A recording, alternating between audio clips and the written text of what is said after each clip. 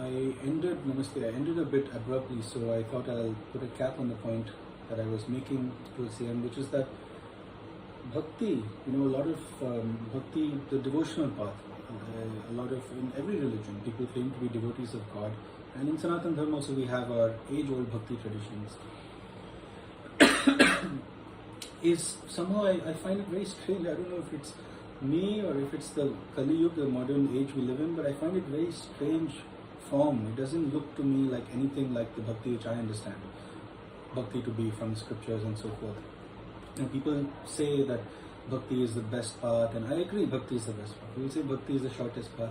I agree Bhakti is the shortest path. Bhakti is the most beautiful path, dualistic devotion, love for God. I agree. Those things are as important, if not more important, than your intellectual understanding and so forth. Bhakti is a path that will bring to life the fullness of God knowledge, the perfume, the fragrance, the rasa, the taste of it. It's not enough to just intellectually know God. Bhakti is what transforms your entire life into a living representation of godly love, because it subsumes action, karma, yoga, jnana, intellect, everything. Bhakti is fundamentally means love of the divine and divine love, divine transcendental love.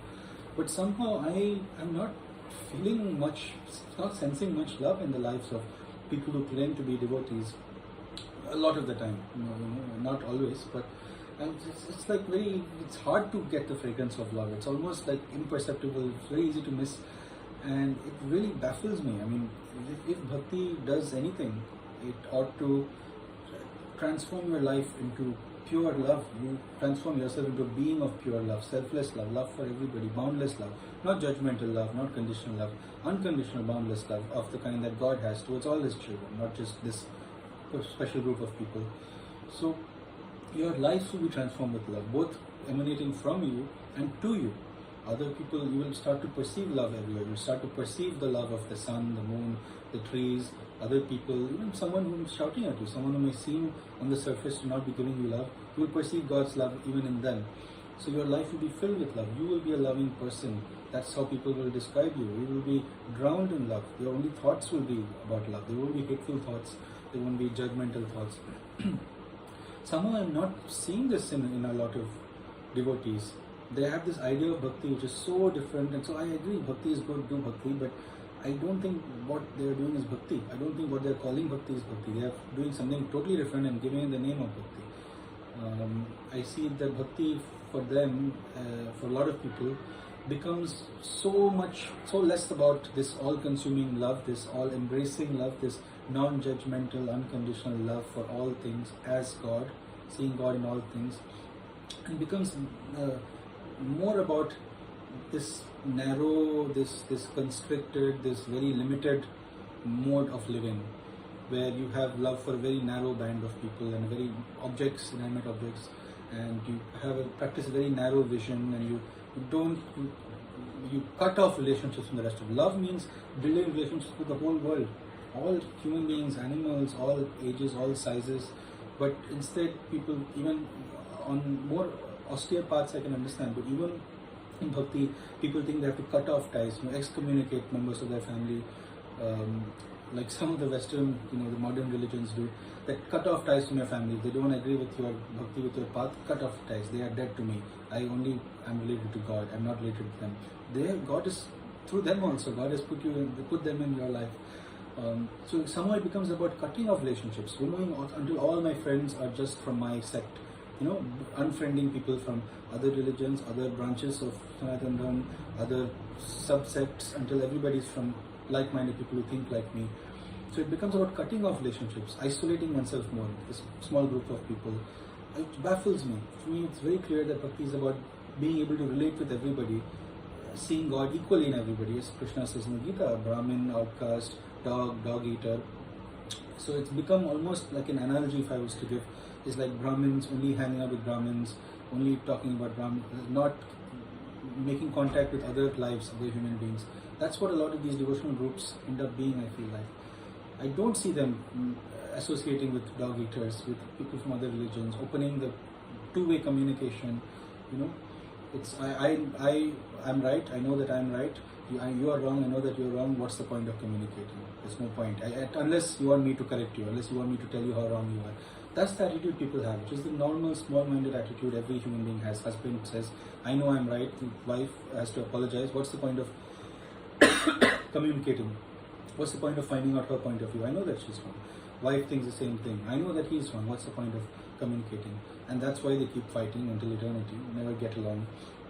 Same attitude I seem to see in these spiritual paths with respect to each other. Same narrow-minded attitude and other types of narrow-mindedness. Even in the path of bhakti, bhakti should gradually free you from this narrow-mindedness. You should be exceptionally kind, more than the average person, exceptionally welcoming. These mistakes, they used to hug lepers and downtrodden, and there's no barriers between people. Exceptionally welcoming, exceptionally understanding, exceptionally willing to relate to the other person, to listen to the other person, understand them, exceptionally forgiving in your life. And who are these? How can you can't be forgiving in the Himalayas, you can't be forgiving of your murti. Forgiveness is something you can only practice with other human beings. Kindness is only something you can practice with the annoying neighbor. It's easy to be kind to the murti of God, which is just some collection of your ideas that you've put. But it's difficult to be kind when another human being, irritating human being, is irritating you. It's hard to be forgiving when a human being has done something against you and that's not fair. And it's easy to be forgiving to a murti, an idol. So I don't see this in bhakti movement or in people who are bhaktas. I don't see them as these superlatively forgiving, compassionate, kind people. For the most part, a lot of good examples, a lot of good people. I'm not criticizing, I'm not pointing fingers, not judging.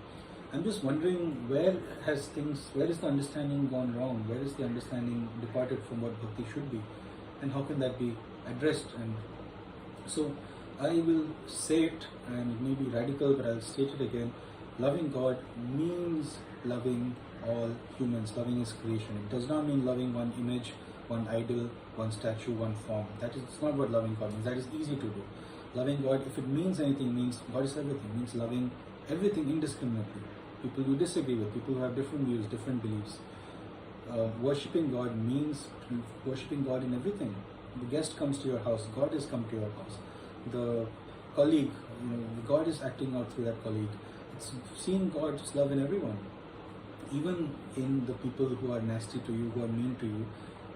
God is trying to trick me. God is coming and testing me. That should be the attitude, right? Not that, they are wrong, they are bad, I will just sit with my murti, I will try and I'll hate them, I'll judge them, I'll criticize them. No, every human being who you might otherwise have judged, criticized, seeing God in they are not to be judged, not to be criticized. God is just using them to teach me a lesson. So all of these attributes, I feel like bhakti, one of the pitfalls, one of the mistakes is that it becomes God apart from creation, God apart from the world, God apart from human beings. It becomes that idol in the temple, that idol in my house. I'll feed that, clothe that, offer food to that, worship that, but I'll treat other human beings just as normal, as humans treat each other. No, you have to learn to treat every human being is divine. See the divinity in them, recognize the divinity in them. Doesn't mean just give them everything, let them do whatever they want. But it always means always forgiving them, always having compassion for them, always trying to be understanding, always trying to understand them, accepting them, trying to help them, not being judgmental, not being hateful, not being not criticizing. So if it means anything, it means this. This is what bhakti looks like. Practicing bhakti looks like this. It doesn't mean bowing in front of the idol 10,000 times a day, so you are good at bhakti. No, it means every aspect of your life, living that divine love, demonstrating that divine love, bringing that God presence into every moment of your life, every interaction. So I find it so strange that it's become like a club or a group, and if somebody comes from a different religion, you view them with skepticism. We are different, you are different, our ideas are different, your ideas are different. It's only God and it's only love for everybody, seeing God in everything. We all human beings are one family. We each have had different human experiences. We each relate to God in different ways. Different countries, people relate to our neighbors, India at the moment, relate to God in a different way. Okay, it's fine. They're also humans. They're also trying to find divinity. They're also trying to find happiness, peace, same as us. Have that curiosity and love. Tell me about the way you relate to God. That's interesting. I want to know how you relate to God. Maybe I can learn a facet of God from you. Instead of just stay away from that person, it will pollute my religion. Stick with like-minded people. They have it wrong, we have it right.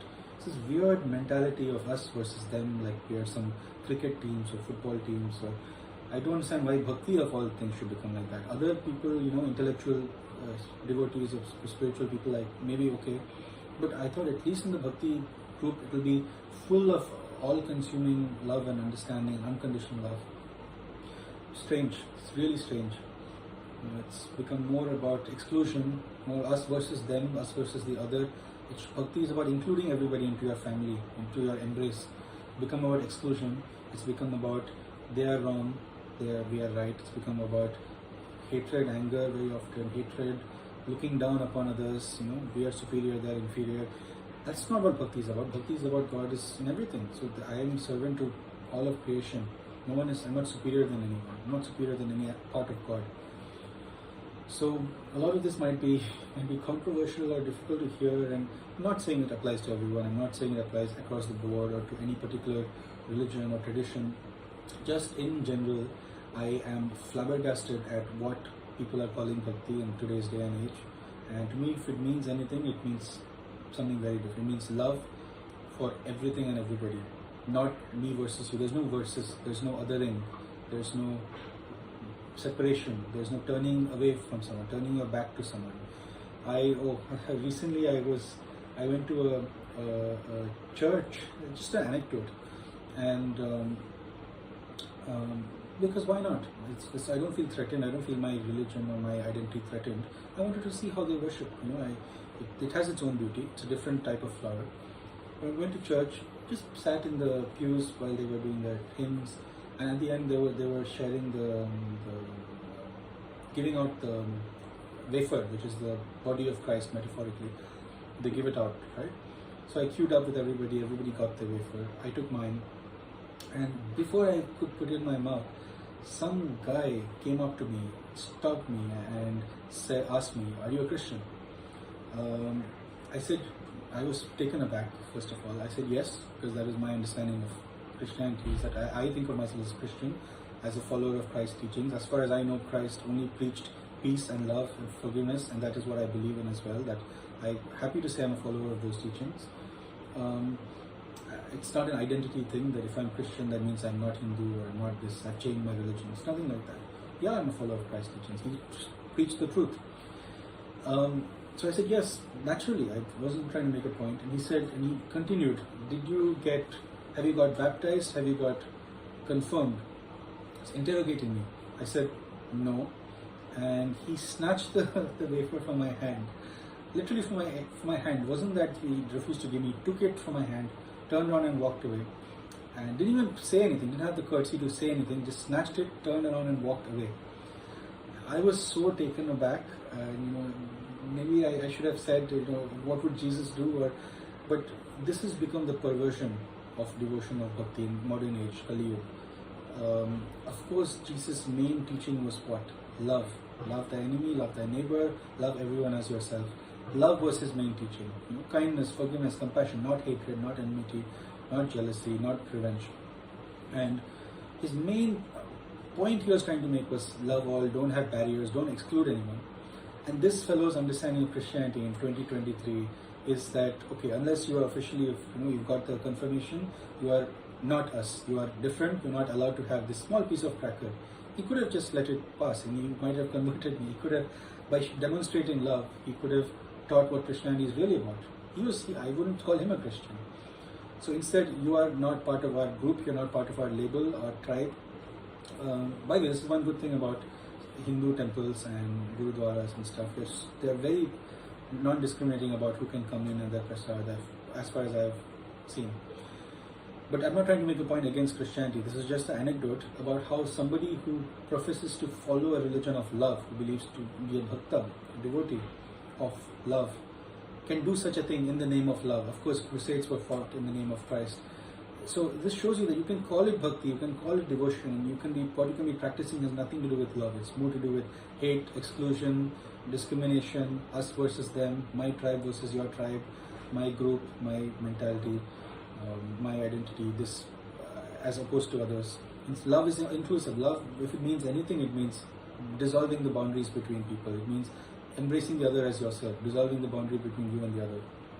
So That to me is the key of bhakti. The reason love, you can translate it as love, is because what love fundamentally means, it's not about romance, it's not about giving a gift to the person, it's not about wishing them on Valentine's Day, it's not about attachment, it's not about missing them, that's being attached to them. What it means, if it means anything, is getting rid of the self-ego, making space for the other, being open to the other, putting the other in front of you, doing something for the other, being selfless, dissolving any boundaries between you and the other. And so modern day bhakti, a lot of people I feel are clinging on to boundaries, clinging on to their identity, their narrow identity, their narrow understanding, their narrow group of friends, their narrow circle, narrow type of talking about God, narrow everything.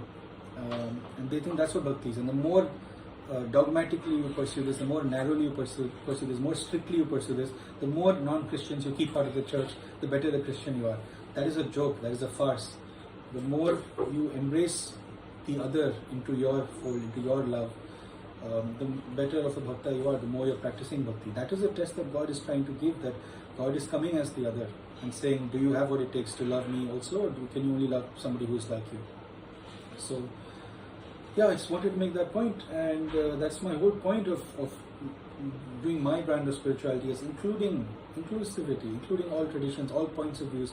We are all human beings on this earth. We have different experiences, different perspectives.